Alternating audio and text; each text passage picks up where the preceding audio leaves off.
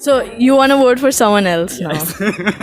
I've never seen the assembly hall this filled with people. This year manifesto is different from the last year ones. It's more detailed. The SUS does not have a lot of power to address the issues. We'll feel more comfortable addressing our issues to them rather than to the college authorities. When I go in an open court, I try to be as open as possible.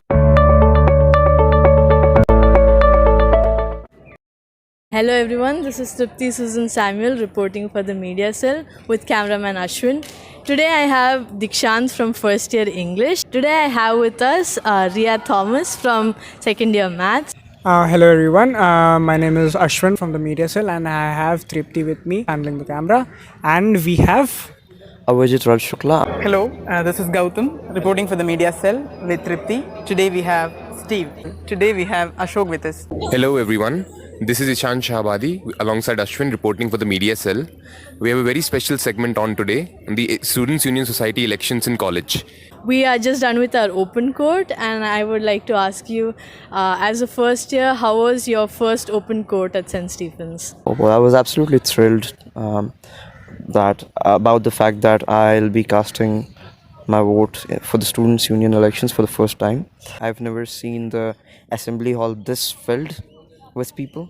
Like, I was having fun. I was sitting at the back and there were people shouting for whom they were supporting. They were shouting when they were giving speeches. So yeah, we were having fun. Did you attend the open court we had today? Yes, I did.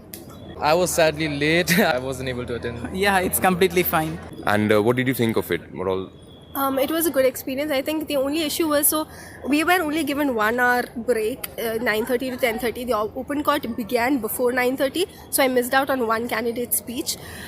It was a good session. Candidates were allowed to ask, students were allowed to ask questions, but obviously there was a limit. Not everybody could answer questions. Not everybody who raised their chance got a chance to answer questions. So, yeah, but other than that, it was a good experience, I would say. The favorite part of mine about the open court would be when the audience gets to ask the candidates a question. That is because that is a very good way for the audience to get their grievances answered and perhaps get an idea or get a sense of what policies or programs are proposed by the candidates. So it's a very good way for the populace to actually get in touch with or scrutinize the entire manifesto or whatever promises are made by the candidates. I like how everyone was putting up their viewpoints. All of the candidates, they had very strong views towards what they're going to implement when they become the president. So I hope they do that, and I enjoyed the whole conversation, how everyone even asked questions and how all of them were accountable to them. So that was a good part. How do you rate the overall political atmosphere of the campus? It's pretty interesting actually, because this year manifesto is different from the last year ones. It's more detailed and I'm looking forward to it. Do you think SUS has a role in addressing the issues of the common student? Yeah, I think they do, because they kind of represent the whole student union of the college, and we'll feel more comfortable addressing our issues to them rather than to the college authorities. Are you contesting for any elections, or are you part of the SUS council, cabinet or anything? I am contesting for the second year SUS council. I was last year part of the student council. Yeah. So how was that? Yeah, it was nice. The experience was nice. It was my first time for me being in a council. It's your final year in college and we're having the SUS elections right now. What all do you think the SUS can leave behind as some sort of a legacy, some things that they can improve, some issues that they can address, anything? So it's been a nice day having SUS elections and all of that. Some things they can improve on, I think. SUS is a good governing body that we have, but I feel as in most things in college, they do not have a lot of autonomy over what happens. So students' issues are mostly not, the SUS does not have a lot of power to address the issues. So maybe to work on that, I think. In the past, a lot of years ago, SUS used to have much more power than it does today. Also, elections last year was the year we had elections after a break. So obviously the SUS candidates are also learning. So there's that, which I think can be worked upon. Last year there was this one problem of addressing what a person has to do. For me, I didn't know what to do as a council member. So I think this year it will be more organized than the last year. So you would have had some expectations about the SUS president, and has this open court changed your voting choice? That is, the person who you were going to vote for, you've changed it and you want to vote for someone else? Yeah, I would just like to say that when I go in an open court, I try to be as open as possible in terms of my sensibilities, in terms of my opinion. Of course, I have all the manifestos, so I'll take some time to read it, and perhaps in which I find the most resonance, I'll go for that candidate. Yes, in the open court, audience was allowed to ask questions. So yeah, that very clear their agenda somewhat. So yeah, it has changed. So you want to vote for someone else now? No, not yet. I'm just going through the manifesto right now. So let's just hope.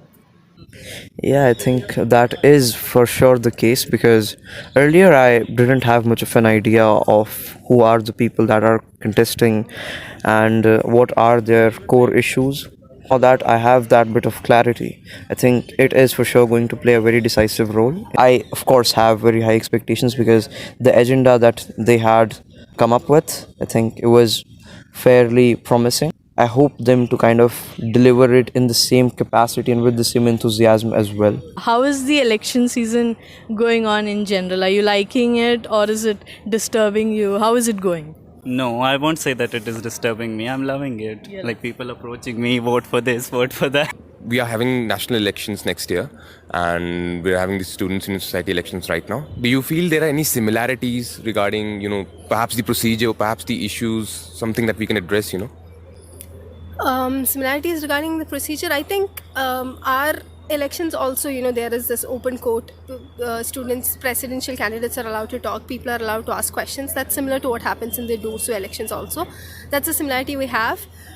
In terms of the events, in terms of the questions being addressed, I think there's a difference in, as I said, because there's a difference in autonomy, there is, students do not have as much power as they do there. But other than that, I think the procedure is more or less the same.